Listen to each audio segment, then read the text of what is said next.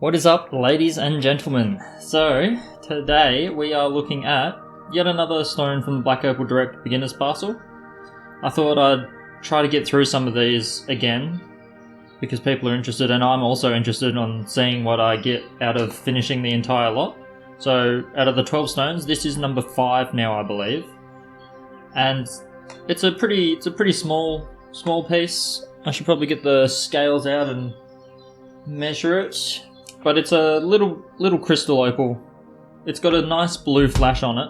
I'll wet it and show you the flash in a minute. We'll just try to get a weight on it first, just a rough one. Alright, so it's a bit over 4 carats to begin with, rough. And if we give it a quick little dunk in the water, bam, there you go. So I'm noticing on this piece there's a little bit of a darker crystal just at the bottom, but it's this clearer light crystal at the top that is actually showing up the colour. So I mean, it's a fairly vibrant flash. There is this cut in here which will make the opal fracture at that point.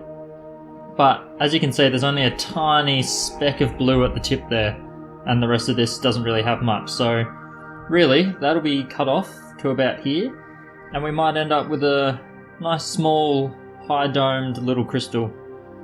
I'm suspecting that this thing will go from 4 carats down to 1, maybe even less than that by the time it's finished. I'm hoping we get something out of this chunk just here, where that colour is showing up on the crystal, but by the time we smoothen it out and chase down any inclusions or anything, I'm not expecting to get much out of this piece. But just like all the beginners pieces, it's really just about getting a feel for the material more than anything. You're not going to get $1,000 stone out of it, that's for sure. But it's nice to get a little bit of colour and feel good about what you finished. I might have this dark potch just below it. I might have that stay on the piece to give it a bit of a darker backing, but we won't know until we get a bit further into it. You can see here that a little bit of that colour creeps around the side, but by the time we get to this crack we're going to have to cut that off, so that's automatically gone and we'll be left with this part of the stone. And yeah, hopefully we get a nice blue crystal. It's pretty rough and rugged, so it might be a bit of an effort, but yeah, to start with, get the rough bit out and take off the colourless bit with the fracture going through it, and then clean up the edges, clean up the top, just get rid of all the unevenness, and we'll see where we can go from there. But yeah, I'll hit it with the coarse bit and I'll be back after that.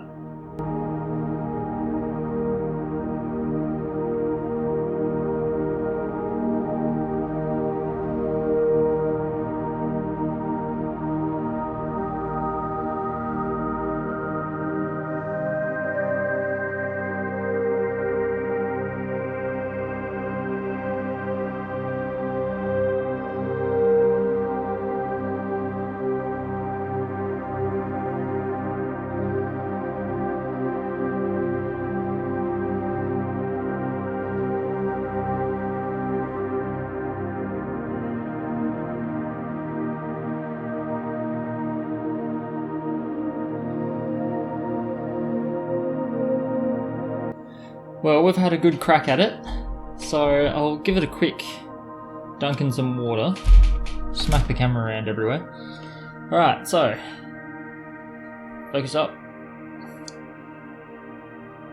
So I recorded some footage and I would have spliced that in before this, and there was this huge crack running across here, which I was really sad about.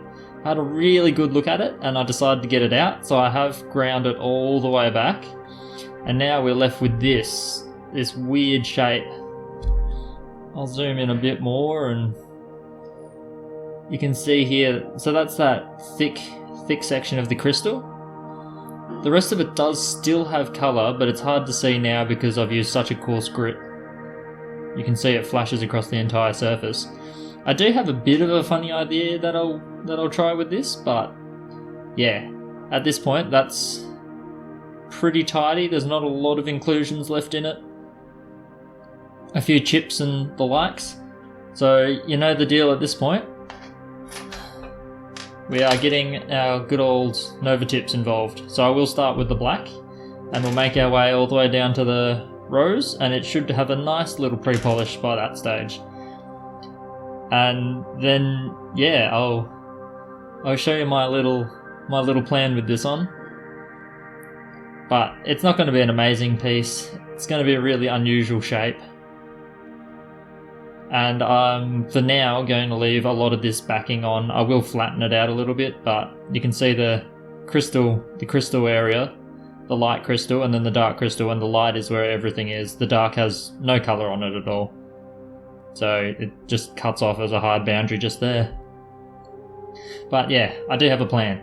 So I'll be back when that's all finished, and we might have a nice little crystal gem. But you'll see how it goes when I'm back. And we're done.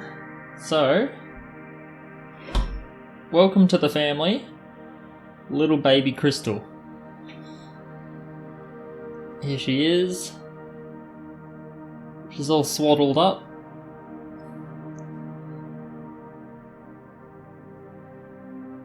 Little face sticking out. Yep, I have completely lost my mind while doing this one. So, oh, Jesus. Some terrible parenting caught on camera. So this is it. So you can see there, trying not to block out any of the backing. There's not a lot of colour in the piece. But as with any crystal, if I just put my fingers behind it and darken it up, you can see that the blue flash is across the entire body of the piece. It's mainly purple, but at times you can get little flashes of green. There's one that appears on this bottom edge here, and there's one that appears somewhere down here as well. But yeah, you know, I didn't have high hopes for it. It's got a really good flash across this wider side. But overall, the darker potch, well, the darker crystal on the back has nothing like before. There's a couple of annoying little inclusions. If I can just see if I can get a bit of focus. Yeah, so you can see them here. See them there? So there's a deep scratch there, and then that is like a little tunnel that goes deeper into the piece. So you never like to see that in crystals, and if it was a piece I cared a little bit more about, I would get rid of this one, but that one there I would have to get it cut pretty severely to get it out. You can see kind of how deep it is in there, and I'd have to take off that top edge. But really, for just a little practice piece, it's a little bit of fun, and you're trying to preserve as much of the colour as you can. There's a little bit of a tunnel going in through there as well. But yeah, it's not going to be worth anything. Maybe a bit of sentimental value. But that's how this beginner's parcel has been going so far, so kind of cool. Gives you a chance to practice with a shape that you'll probably only ever carve once and never carve again. That's the uniqueness of this kind of opal carving. And I mean, it's got a bit of colour, it's fun to look at and play around with. In the future I'll do a whole heap of giveaways, and this will probably be one of those kind of pieces that someone can just have. But yeah, it's not one to try to sell online or anything. I haven't given it a proper good polish yet. There is also lint sticking to it from the swaddling.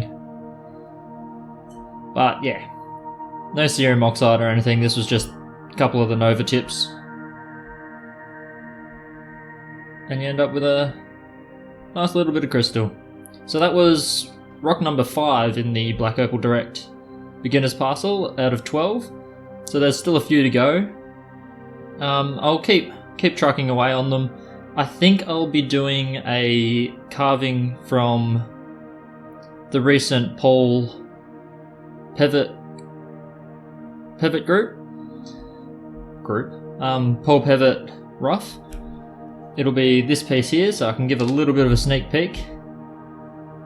So yeah, Lightning Ridge, pretty dark base. You can see a nice sneaky little hint of green, bit of blue, and it's just one of those classic white cap pieces. It's got an interesting little tunnel system in it, but that'll all get ground off anyway. But yeah, if you've seen any of Black Opal Direct's videos, you'll see Justin's taken off plenty of these white tops to see if there's anything underneath, and I'll be doing a very similar thing, except without wheels and with a Dremel. So that'll be possibly the next video, definitely the next carving. So stay tuned for that. For now, I'm going to put Crystal to bed, and I'll catch you in the next video.